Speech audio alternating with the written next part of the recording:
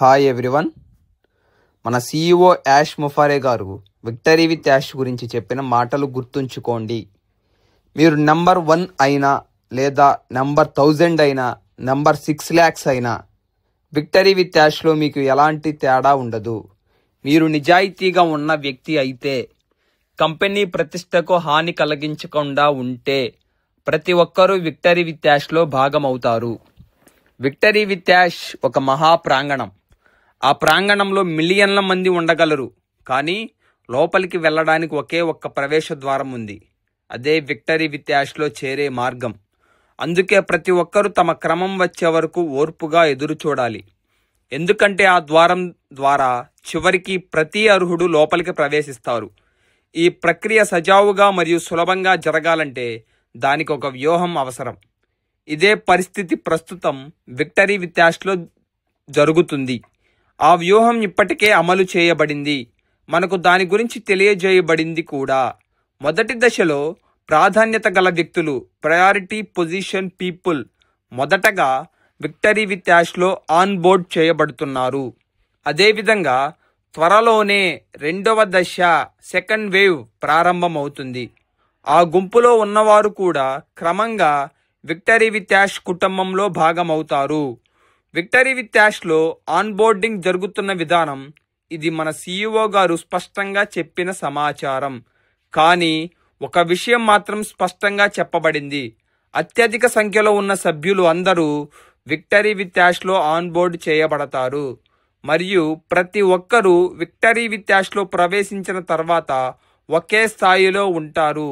అంటే ఎవరు number 1, number 100 లేదా నెంబర్ మిలియన్ కారు, అందరూ సమానులే. ప్రతి ఒక్కరికి ఒకే రకమైన శిక్షణ మరియు ఒకే స్థాయి అవకాశాలు ఇవ్వబడతాయి. ఇది మొత్తం వ్యూహాత్మకంగా జరుగుతున్న ప్రక్రియ. విక్టరీ విత్ యాష్లో నేతృత్వ హోదాలు లేవు, అధికార శ్రేణులు లేవు, ప్రాధాన్యతలు లేవు. ప్రతి ఒక్కరికి తమ తమ క్రమం వస్తుంది మరియు చివరికి అందరూ విక్టరీ విత్ యాష్లోకి ప్రవేశిస్తారు.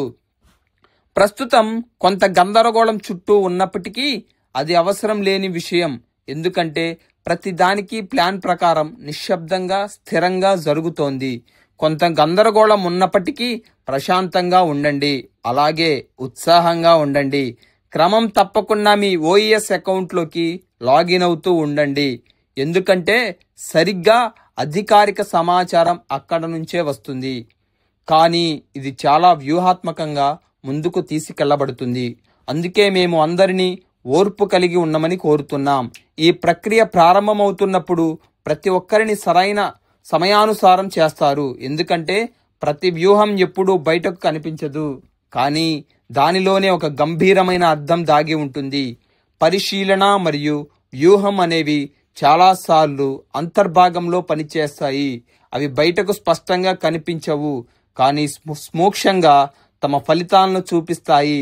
దాని అర్థం ఏమిటంటే ఒక వ్యక్తి లేదా కంపెనీ తమ వ్యూహాన్ని నిర్ణయించుకున్నప్పుడు అది బ్యానర్లలో వేసి ప్రకటించరు లేదా ప్రపంచానికి బహిరంగంగా తెలియజేయరు. అది ఒక దీర్ఘకాల ఆలోచన ఫలితం. ఎలా చేస్తే అందరికీ మంచిగా ఉంటుందో, ఎలా చేస్తే విజయం సాధ్యమవుతుందో అన్న దానిపై తమ లోతైన ఆలోచన తర్వాత ఏర్పడిన నిర్ణయం. ఇది ఒక కంపెనీ మనస్తత్వం, ఒక వ్యాపారవేత్త యొక్క ఆలోచన విధానం. తమ దారిని సూక్ష్మంగా తెలివిగా రూపొందించుకోవడం, అది సమయం వచ్చినప్పుడు ఫలితంగా బయటపడటం.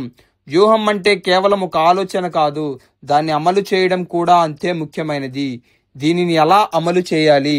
అదే ప్రశ్న కంపెనీ ముందుంచుకుంది. ఇదందరికీ న్యాయం చేసే విధంగా ఉండాలి. అలాగే అత్యుత్తమ మార్గం, బెస్ట్ వే కూడా కావాలి. ఎందుకంటే పెద్ద స్థాయిలో పని జరుగుతోంది. మనం ప్రతి ఒక్కరిని సరిగా ధృవీకరించాలి. అన్నీ వ్యూహాత్మకంగా జరగాలి. దాంతో ప్రతి వ్యక్తి తమకు సరైన స్థానం పొందుతారు.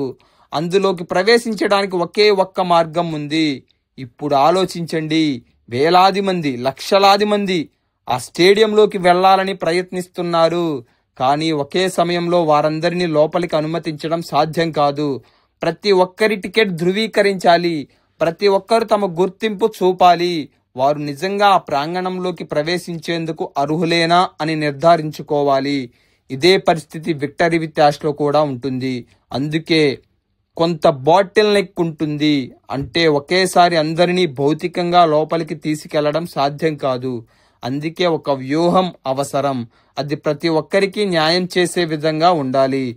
దాని ద్వారా మనం అందరినీ క్రమంగా సరైన విధంగా విక్టరీ విత్ యాష్ అనే మహాప్రాంగణంలోకి ప్రవేశింపచేయగలుగుతాం.